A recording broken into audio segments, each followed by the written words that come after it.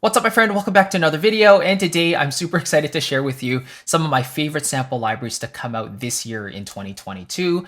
These libraries have some really cool technology. They've inspired me. They're simple to use.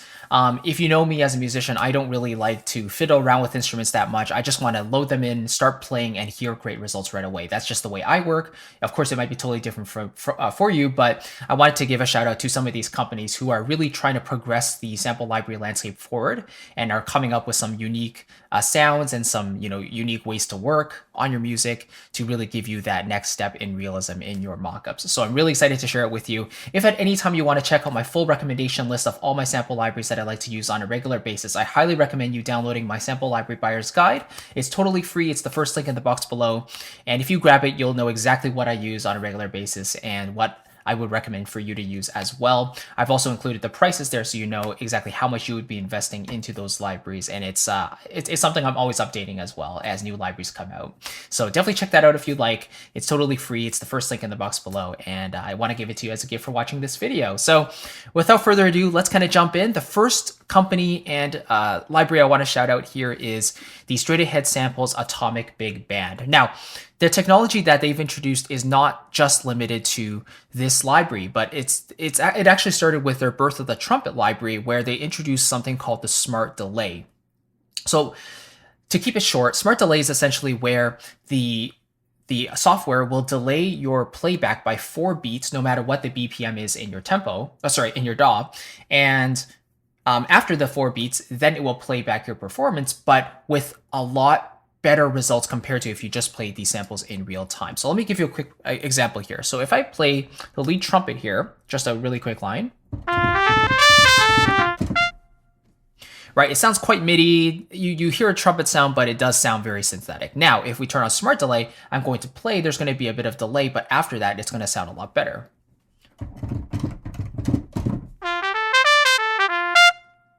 Right? It has more of that swing feel. You hear the swing accent there, and it just kind of takes into account all the notes you're playing, the velocities you're playing at. I'm also riding the mod wheel to activate some of those dynamics. So overall, it's a lot more realistic, and it just has that punch and realism that you don't get by playing it in real time.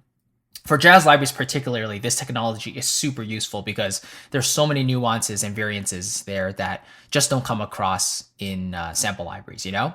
And here's a quick example of the lead trombone as well. So this is with the Smart Delay.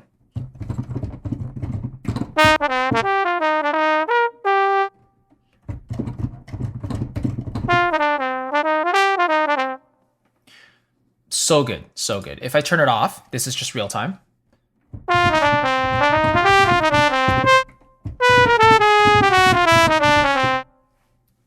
Right?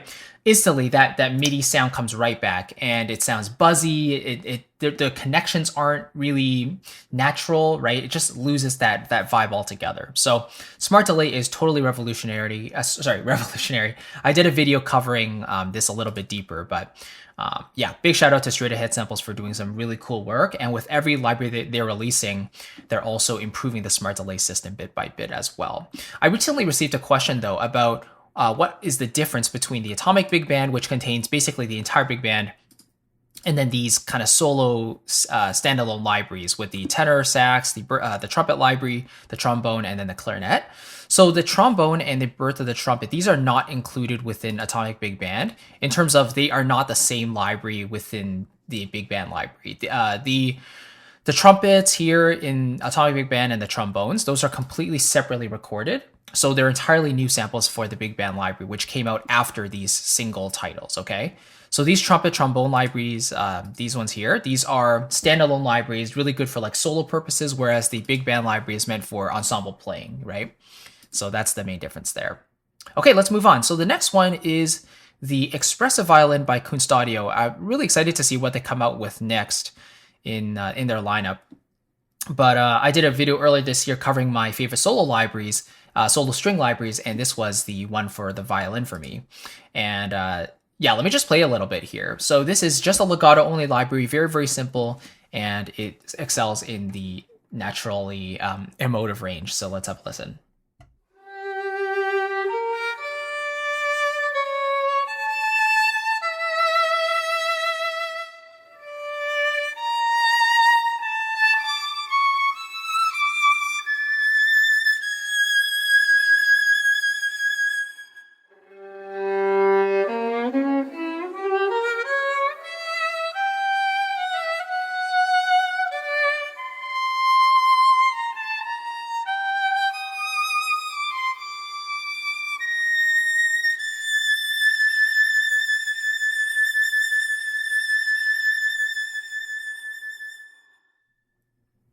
And there we go.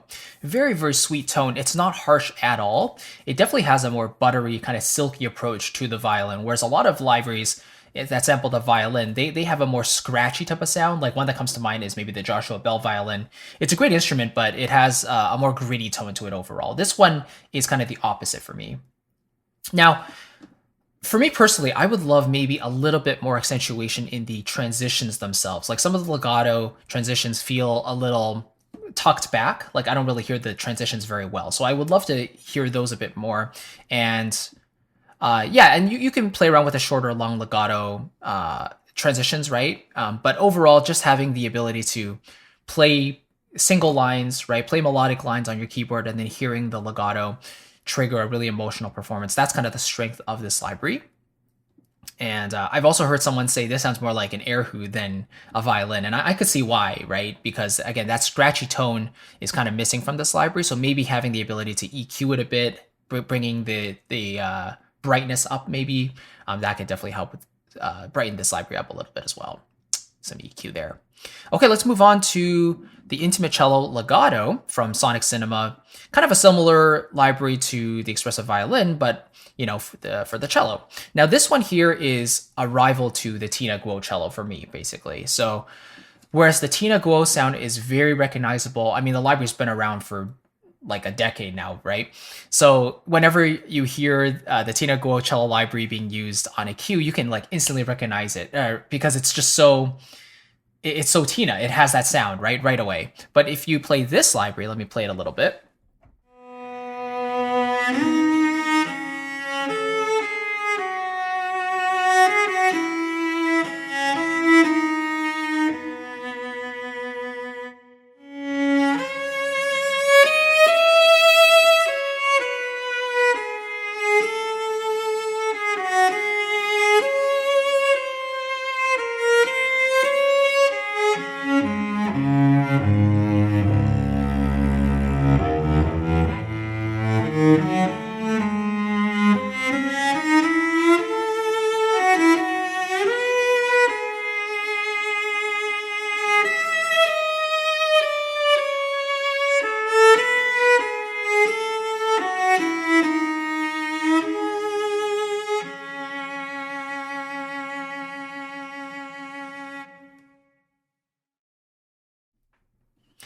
A much more neutral sound, still emotional, but not quite as over the top as something like Tina Guo's cello. Yeah, love it. I think another benefit that this library offers is, yeah, well, you can see all the functionality you have here. Like you can fiddle with reverb, filters, tape, degrading, trigger the legato intensity and speed, so on and so forth. But they also have a rebowing key switch. So if I play a note and then trigger it, the key switch, it rebows right away.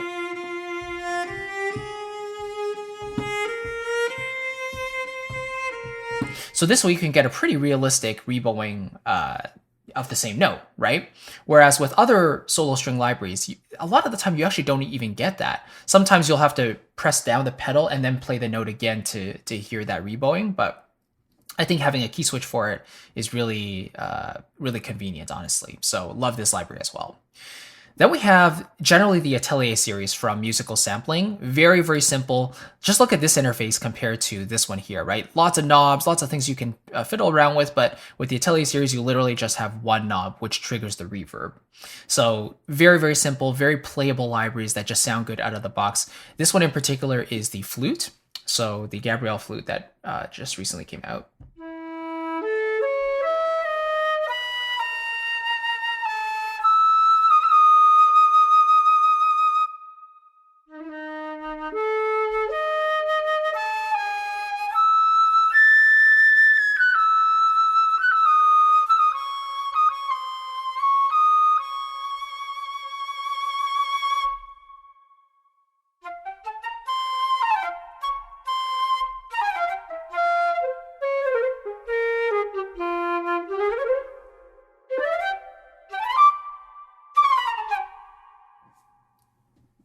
One thing I love about this series is that it's a legato-only library, but even just playing shorts, you can kind of trigger a staccato effect, which is really cool to have an all-in-one sort of patch, having staccato and legato, right? It's also very, very responsive. So this the Atelier series generally has very little delay in there, whereas for something like the Expressive Violin or the Intimate Legato Cello, there's a bit more delay in the legato because the sample or the engine itself has to take into account the transition and then you know put forth the result that you're looking for. Whereas the Atelier series, I think it's just a lot simpler, so the delay is quite minimal there, which is really lovely. Great contrast. Okay, then we move on to the Chroma Grand piano, and this is from Sonoscore. Lovely library, and it also includes an engine. So this library definitely reminds me of like Noir, but yeah, very, very cool. Let's just play this a little bit.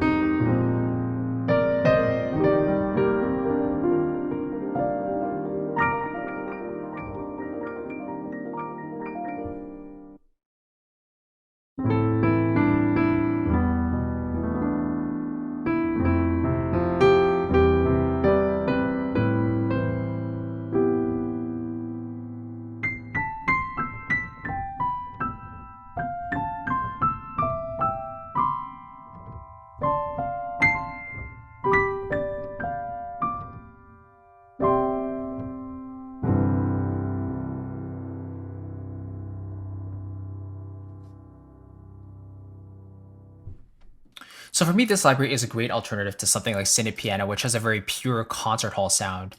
This one has definitely a more studio sound, and of course with that engine, you can do a lot of cool things with it. But generally, this is for me a great alternative to the Cine Piano. And for me, Noir is kind of similar in that regard as well. It's definitely darker. It's meant for more of those mellow scores, but again, just nice to have some different colors there. Okay, how could I go a video without mentioning Lumina when talking about inspiring libraries, right? So this one in particular is huge. There's so much you can do within it. I've just loaded one of the orchestrations because it's a great indication of the style that this library is aiming for. But you have legato instruments, you have brass and woodwind separated out for you, you can have sound design, of course, and stuff like that. But the orchestrations, in my opinion, are really cool cue starters. So even just pressing one single note, they have the entire ensemble. And then if you just want to split that up into the strings or the winds, piano, harp, percussion, you can do that as well. But here's just one example.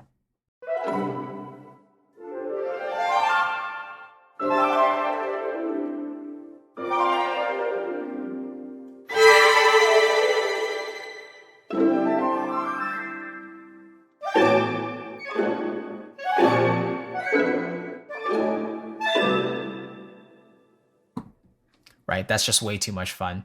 Maybe let's just hear the winds, piano, harp, percussion here.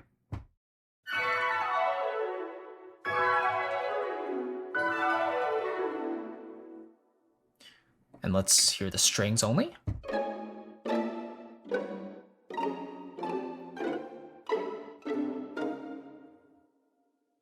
Right, so this one's called pentatonic colors. So you're definitely going to hear more of those pentatonic moments. Let's hear one more, Eyes in the Dark. This sounds cool.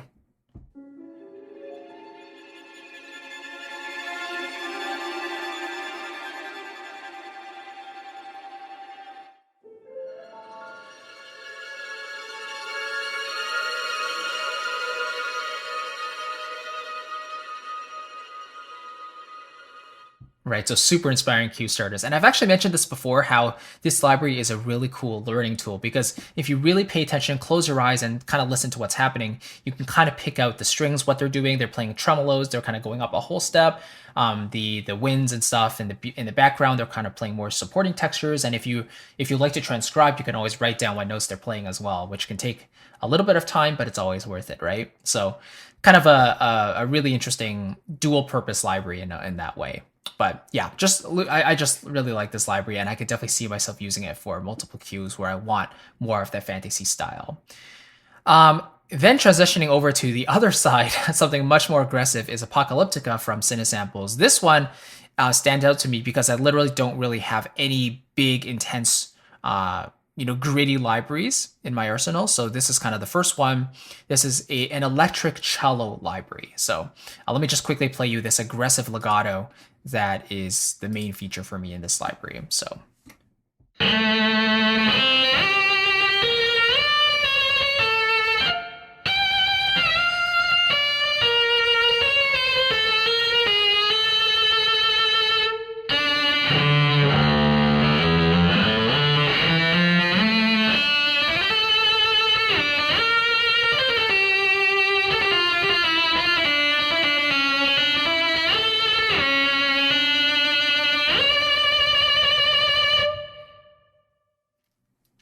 it's really just something else, right? It's really hard to get that sound just by taking a regular cello and then kind of affecting it yourself. It has a lot of that grittiness in the actual performance itself. It's not just the processing, but it's the way the cello's been recorded and the way it's been performed by these players. So cool.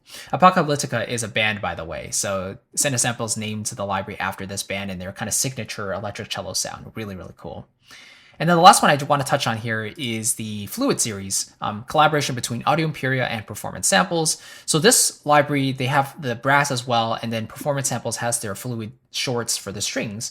Fluid woodwinds and Fluid brass, they're kind of excelling in the repeated notes of woodwinds and brass, and same with the strings for Performance Samples side. So just a quick listen here.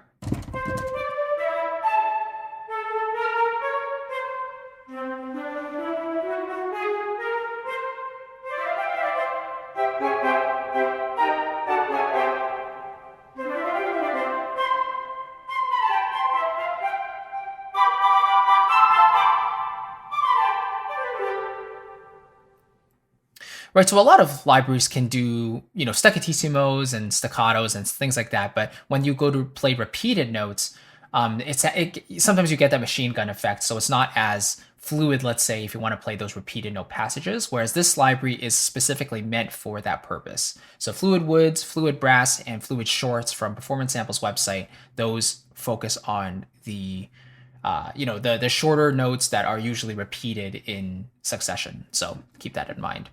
And yeah, those are just some of the instruments that came out this year that I've really enjoyed using so far.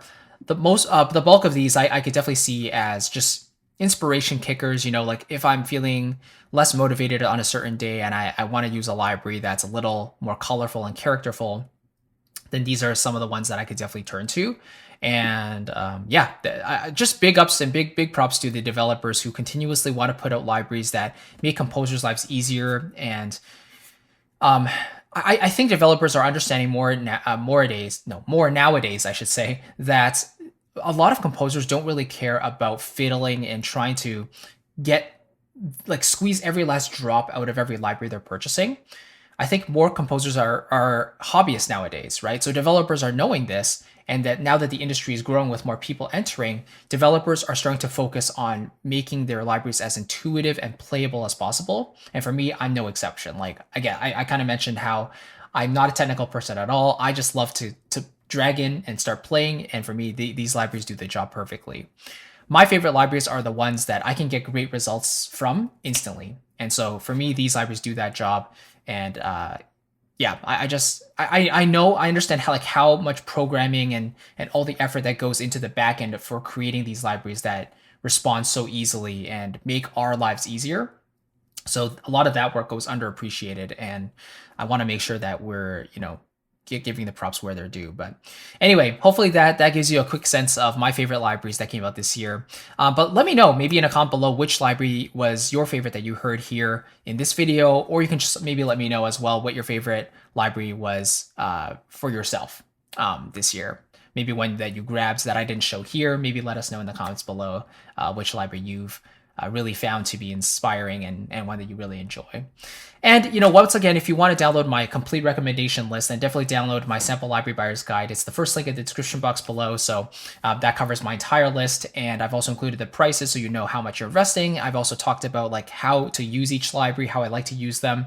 So if you're curious about certain libraries that I don't usually mention on the channel, but you're curious about if I use them and how I use them, then it's all included in there. So thank you so much for watching. I appreciate it. I'll catch you in the next one, and take care. Bye-bye.